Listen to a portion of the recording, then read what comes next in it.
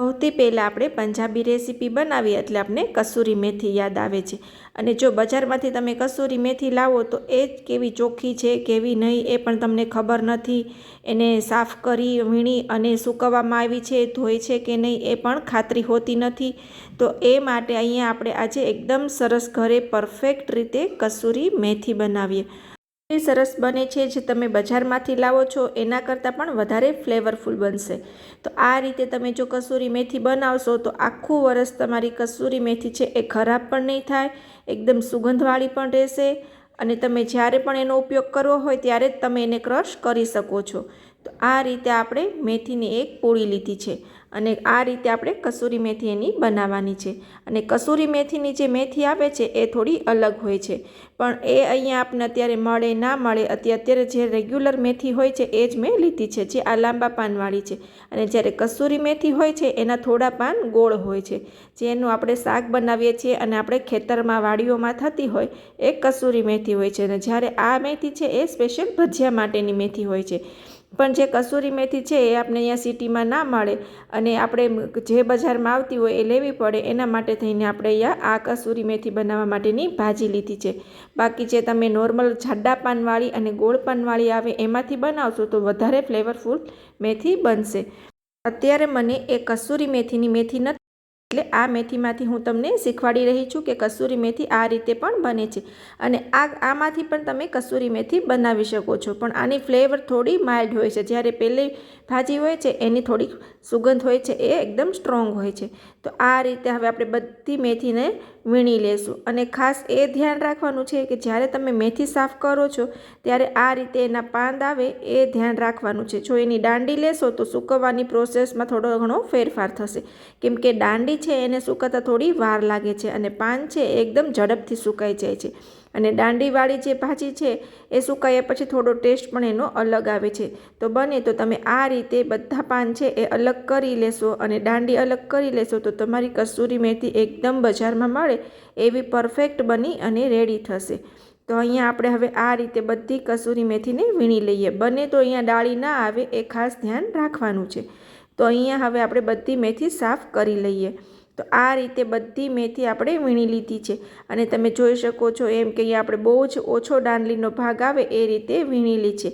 અમુક દાંડલી રહી જશે તો પણ ચાલશે, પણ જે બને તો ત્યાં સુધી તમે આ રીતે બધા પાન અલગ અલગ કરશો તો વધારે સારું પડશે। ત્યારબાદ આ રીતે હવે બધી મેથીને એકદમ ચોખ્ખા પાણીથી ધોઈ નાખીએ। 2 થી 3 વાર ધોવાથી એકદમ સરસ એમાં જે માટી કચરો હશે એ બધો દૂર થઈ જશે અને એકદમ સરસ એ ધોવાઈ જશે। તો આ પ્રોસેસ ખાસ કરવી જરૂરી છે।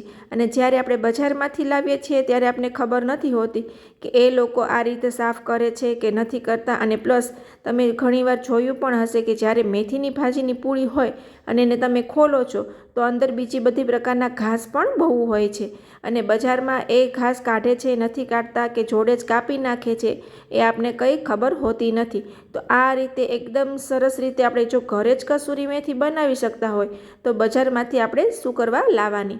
તો તમે પણ આ રીતે આ વર્ષે કસૂરી મેથી બનાવજો અને આ કસૂરી મેથીનો ઉપયોગ તમને બધાને ચોક્કસથી ખબર જ હશે, તો તમે એ રીતે તમારા ઘરમાં કસૂરી મેથીનો ઉપયોગ જો। તો આ રીતે હવે આપણે એક કોટનનું કપડું નીચે રાખી દીધું છે અને એના ઉપર બધી ભાજીને આ રીતે એકદમ સરસ કોરી થવા માટે રાખી દીધી છે। અને આ ભાજી છે એટલે કે આ મેથી છે એને આપણે અંદર જ સૂકવવાની છે, તડકામાં એને બિલકુલ નથી રાખવાની, બાકી જે એના ન્યુટ્રિશન વેલ્યુ અને એની સુગંધ અને એનો કલર છે એ બધું જ ઓછું થઈ જશે। આ રીતે આપણે છાયામાં જ એને સૂકવવાની છે। આ બીજા દિવસનો હું તમને વિડીયો બતાવી રહી છું કે બીજા દિવસે આ રીતે સુકાઈ અને રેડી થઈ છે, પણ હજી આપણે એને 2 દિવસ રહેવા દેવાની છે। તો અહીંયા કુલ ટોટલ 3 દિવસમાં આપણી મેથી એકદમ સરસ સુકાઈ અને રેડી થઈ ગઈ છે। તે એકદમ સરસ સુકાઈ ગઈ છે અને એનો કલર પણ તમે જોઈ શકો છો કે એકદમ લીલો જળવાઈ રહ્યો છે, જે બજારના પેકેટમાં આવે છે એવો જ સરસ લીલો કલર જળવાઈ રહ્યો છે। જો તમે એનો અવાજ પણ સાંભળો, એકદમ સરસ ક્રિસ્પી થઈ છે, એટલે કે એકદમ સુકાઈ ગઈ છે સરસ રીતે। અને જો તમને એવું લાગે કે તમારી કસૂરી મેથી છે એ બરાબર સુકાણી નથી તો તમે એને લોઢીમાં 2 મિનિટ માટે શેકી અને પછી કોઈ પણ બાઉલમાં કે કોઈ પણ તમે જે સ્ટોરેજ કરવા માંગતા હોય એ ડબ્બામાં ભરી શકો છો। પણ બને તો કાચની બોટલમાં આવી રીતે કાચની બોટલ હોય એમાં ભરો તો વધારે સારું, કેમ કે તો એનો જે કલર છે એ પણ સરસ જળવાઈ રહેશે અને પ્લસ એના ન્યુટ્રિશન જે છે એ પણ જળવાઈ રહેશે. તો હવે આપણે આ કાચની બોટલમાં કસૂરી મેથીને ભરી લઈએ અને જ્યારે જોઈએ ત્યારે ઉપયોગ કરવા માટે થોડીવાર પહેલાં એને આપણે બહાર કાઢી લઈશું અને અથવા તો તમે તડકે 2 મિનિટ રાખશો એટલે એકદમ સરસ એ ભૂકો થઈ જશે અને તમે કોઈ પણ રેસીપીમાં એને નાખી શકશો. તો અહીંયા હવે આપણે બોટલને ભરી લઈએ.